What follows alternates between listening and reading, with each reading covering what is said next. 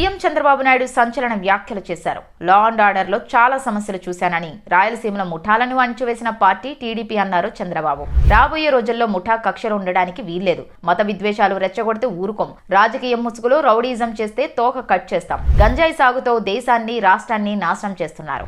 AP బ్రాండ్ను గత పాలకులు నాశనం చేశారు. డ్రగ్స్, గంజాయిపై యుద్ధాన్ని ప్రకటిస్తున్నా అన్నారు చంద్రబాబు. అడ్డొస్తే తొక్కుకుంటూ వెళ్తాం. ఎవరిని వదిలిపెట్టాం. గంజాయి ఎవరు వాడినా వదిలిపెట్టాం. గంజాయి నిర్మూలన బాధ్యత కేవలం ప్రభుత్వానిదే కాదు, ప్రతిపక్షాలు కూడా ముందుకు వచ్చి ప్రజల్లో చైతన్యం తేవాలన్నారు. చైతన్యం తెచ్చి ఓట్లు కోరాలి తప్ప రాజకీయ లబ్ధి పొందుతామంటే కుదరదు. ఈగల్ పేరుతో గంజాయిపై రాష్ట్ర వ్యాప్తంగా డేగ కన్ను పెట్టామన్నారు. 26 జిల్లాల్లో నార్కోటిక్ సెల్స్ ఏర్పాటు చేశామన్నారు.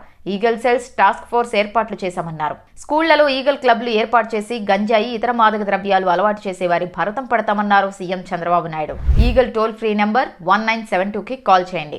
8977781972 నెంబర్కి వాట్సాప్ ద్వారా మెసేజ్ చేయాలన్నారు. సంఘ విద్రోహ శక్తులు మారితే మారండి, మారకపోతే రాష్ట్రంలో ఉండే అర్హత లేదన్నారు.